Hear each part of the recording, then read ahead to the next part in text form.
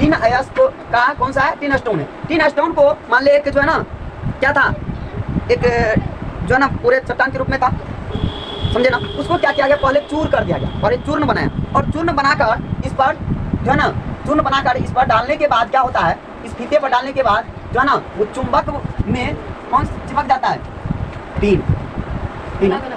और इसमें से दो पात्र है, दो पात्र है, एक पात्र इधर गिरे, एक पात्र इधर है, एक पात्र इधर है। तो इसमें से जो अपद्रव है वो नीचे की इस तरह ऐसे गिरेगा, इधर की ओर गिरेगा, इधर की ओर दूर दूर गिरेगा, जो कि चुंबक में नहीं चिपकता, और जो चिपकता है वो नीचे की ओर, ये चिपक कर नीचे की ओर इसमें आएगा, गिरे इस तरह से, और ये इसमें गिरेगा। तो ये चीज रहा इस तरह से, इसको कहा जाता है चुंबक पृथक्करण विधि द्वारा हम जो चुंबक के द्वारा अलग किया जा सकता है। चुंबकीय बेलन ये रहा, चुंबकीय बेलन, और इसमें से जो है ना ये है चुंबकीय अपद्रव, चुंबकीय अपद्रव।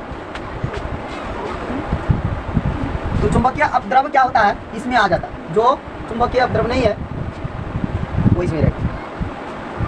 ये हो गया अयस्क।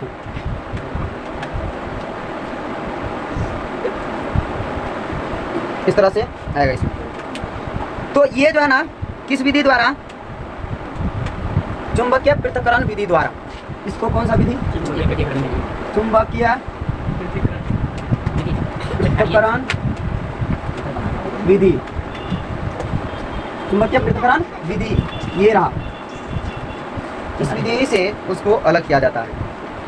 तो पहले क्या किया गया, टिन स्टोन को पहले चूर्ण किया, चूर्ण करने का पहले पूरी तरह से पीस दिया गया, और पीसने के बाद अब इस चूर्ण को एक विद्युत चुंबकीय बेलनों के बेल्ट पर डालकर मशीन को चालू किया। पहले ये जो है ना इस पे इसको पीस दिया गया, और पीसने के बाद इस पर डाला जाता है। वैसे भी ये चुंबक ध्रुव जो ना बेलन है, और इस पर आने के बाद ये चिपक जाता है, और इतना जो चिपकता है ना तो ये नीचे की ओर गिरता, चिपक कर ये नीचे की इधर की ओर गिरता है, और जो नहीं चिपकता वो आगे की ओर फेंका जाता है, आगे की ओर। इसलिए ये इसमें आ गया और ये इसमें आ गया। दो पात्र है, दो पात्र लगा दिया गया, और दोनों पात्र में अलग अलग जाता है, जिसमें कि कहा गया मशीन को चालू कर दिया जाता है। उल्फ्राम चुंबकीय होने के कारण, उल्फ्राम क्या होता है, चुंबकीय होने के कारण चुंबक की ओर आकर्षित होकर एक पात्र में गिरता है। चुंबकीय होने के कारण उल्फ्राम क्या होता है, चुंबकीय होने के कारण एक पात्र में गिरता है।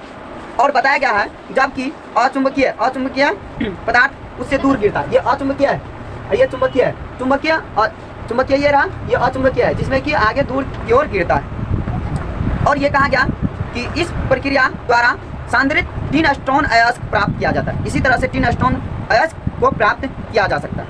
ये तो अयस्क को प्राप्त करने के लिए यह विधि अपनाया गया, सिर्फ अयस्क को प्राप्त करने के लिए। तो यहाँ तक क्लियर हो चुके होंगे, कोई दिक्कत नहीं ना? आगे जानना है निछालन। निछालन क्या होता है इसको जानेंगे।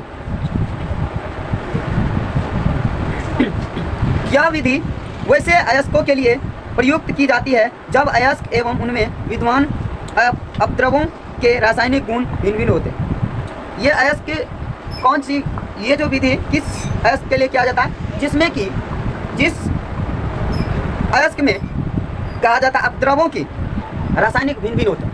सबका रासायनिक गुण भिन्न भिन्न होते हैं, किसी का रासायनिक गुण अलग होता है, किसी का अलग होता है। वैसे अयस्क के लिए इस विधि का उपयोग किया जाता है। कौन सा विधि? निछारण विधि द्वारा। और इस विधि में अयस्क के चूर्ण को एक जो ना उपयुक्त विलायक में डालते हैं और अयस्क इसमें घुल जाता है, जबकि अपद्रव अविलय अवस्था में ही रह जाते हैं। उदाहरण के लिए बॉक्साइड अयस्क में जो ना फेरस ऑक्साइड और सिलिकॉन ऑक्साइड, फेरस ऑक्साइड और सिलिकॉन ऑक्साइड आदि अपद्रव के रूप में, फेरस ऑक्साइड, सिलिकॉन ऑक्साइड आदि अपद्रव के रूप में जो ना उपस्थित रहते हैं। इस अयस्क को सोडियम हाइड्रोक्साइड के विलयन में डालने पर अयस्क के एल्युमिनियम ऑक्साइड और सिलिकॉन ऑक्साइड घुलकर क्रमशः सोडियम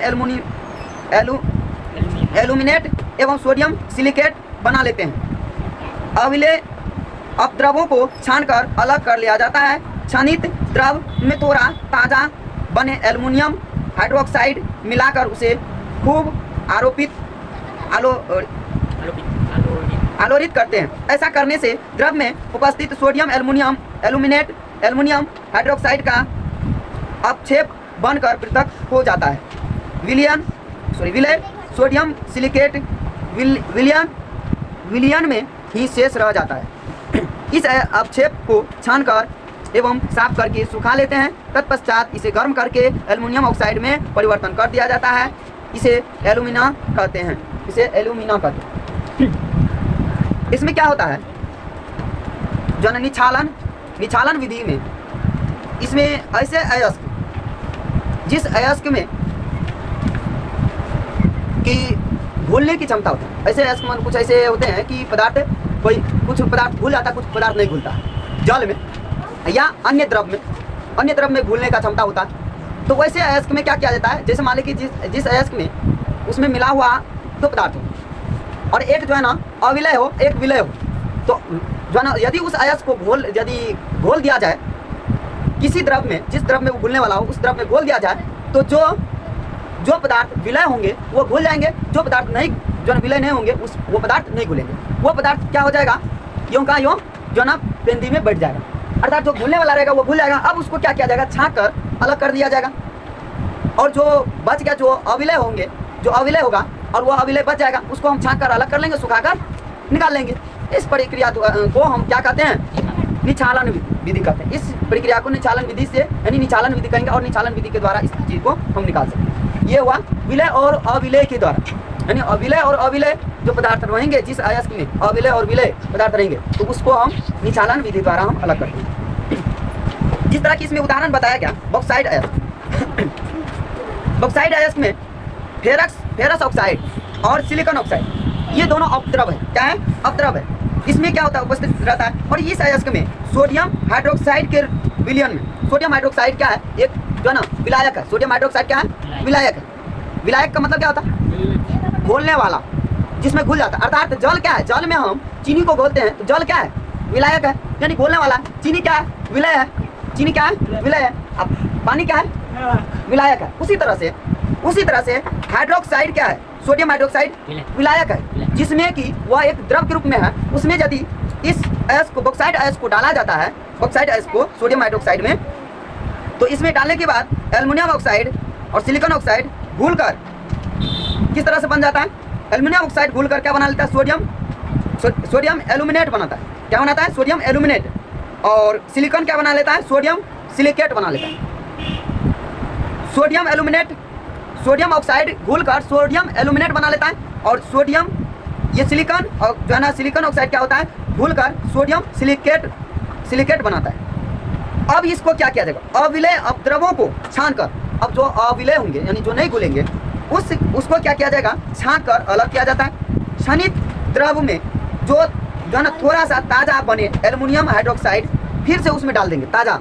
अर्थात एक उदाहरण से मैं बताता हूँ, यदि जल में हम कोई चीज़ जैसे सब्जी या कोई भी चीज़ धोते हैं, तो यदि वो धोने के बाद उसमें तो गंदगी चला जाता है, सब्जी से गंदगी निकल कर जल में घुल जाता है, और फिर से हमें नया फिर जल डालते हैं ना, उसको फिर से साफ करने के लिए। सेम वैसा ही यहाँ पर क्या किया, उसको जो है ना पहले उस सोडियम हाइड्रोक्साइड जो द्रव के रूप में था, उसको क्या किया, पहले तो उसमें पिघला गया तो वैसे भी उसमें घोला गया तो घुल गया। फिर से उसमें कुछ ताज़ा फिर सोडियम हाइड्रोक्साइड डाला गया, और डालने के बाद कहा गया मिला देंगे। उसमें मिलाने के बाद ताज़ा फिर एल्युमिनियम हाइड्रोक्साइड बताया गया, एल्युमिनियम हाइड्रोक्साइड को उसमें मिला दिया गया। मिलाने के बाद उसे खूब आलोरित करते हैं। आलोरित मतलब उसको पूरी तरह से जो मिलाएंगे, घोलेंगे। जिस तरह से हमें सब्जी धोने के लिए बर्तन में डाल देते हैं, पानी डाल देते हैं, उसके बाद उसको जो है ना बहुत जो है ना चढ़ा करते हैं, या जिस तरह से प्रक्रिया हो उसको साफ करने का उस तरह से करते हैं। सेम वैसा ही यहाँ पर क्या किया, एल्युमिनियम जो है ना हाइड्रोक्साइड को उसमें मिला दिया, और उसको क्या किया, खूब जो ना आलोरित करते हैं। ऐसा करने से द्रव में जो ना उपस्थित सोडियम एल्युमिनियम हाइड्रोक्साइड का अपक्षेप बनकर पृथक हो जाता है। एल्युमिनियम ऑक्साइड का अपक्षेप बनकर पृथक हो जाता है। सोडियम एल्युमिनियम ऑक्साइड का अपक्षेप, एल्युमिनियम ऑक्साइड का अपक्षेप बन जाता है। एल्युमिनियम ऑक्साइड का अपक्षेप बनकर पृथक हो जाता है, मतलब अलग हो जाता है। जिस तरह से जो है ना, जिसको माखन में से घी निकालने के लिए क्या किया जाता है, उसको पहले जो है ना बहुत जो है ना मतलब यदि किया जाता है, जिस प्रक्रिया वैसे भी मंथन करता है, मथता है, और मथने के बाद उसमें से जो है घी जो है ना ऊपर तैरने लगता है। सेम वैसा ही इसमें भी प्रक्रिया किया गया। उसको क्या किया गया, पहले उसको आलोरित किया गया, और करने के बाद इसमें ऐसा करने से द्रव के ऊपर जो है ना ऊपर आकर द्रव में जो उपस्थित सोडियम एल्यूमिनेट क्या होता है, सोडियम एल्यूमिनेट एल्युमिनियम ऑक्साइड का अपक्षेप बन जाता है। सोडियम एल्युमिनियम ऑक्साइड का अपक्षेप कर देता है। सोडियम एल्युमिनियम ऑक्साइड को अपक्षेप में मतलब उसको अलग कर देता है और पृथक कर देता है। विलय सोडियम सिलिकेट जो ना विलयन में ही शेष रह जाता है। सोडियम सिलिकेट क्या हो जाता है, विलयन में ही शेष रह जाता है, वो घुलता नहीं, मतलब उसमें अपक्षेप के रूप में नहीं निकलता है। अब इस अपक्षेप को छांकर एवं साफ करके सुखा लेते हैं। अपक्षेप के रूप में जो निकलता है उसको क्या करते हैं, छांक कर अलग कर लेता है और उसको सुखा लेता है। इसे गर्म करके फिर एल्युमिनियम ऑक्साइड में परिवर्तन कर लिया जाता है। फिर इसको क्या करता है, एल्युमिनियम ऑक्साइड के रूप में परिवर्तन कर लेता है और इसे फिर एल्यूमिना कहते हैं। इसको क्या कहते हैं, एल्यूमिना कहते हैं। और इस विधि द्वारा सिल्वर एवं गोल्ड के अयस्क का भी सांद्रण किया जाता है। इसमें जो है ना सिल्वर और गोल्ड का अयस्क को भी, जिससे सिल्वर निकाला जाता है, जिससे गोल्ड को निकाला जाता है, सोना को, उस अयस्क को भी इसी विधि द्वारा निकाला जाता है। ये कहा गया है। यहाँ तक क्लियर हो गए होंगे।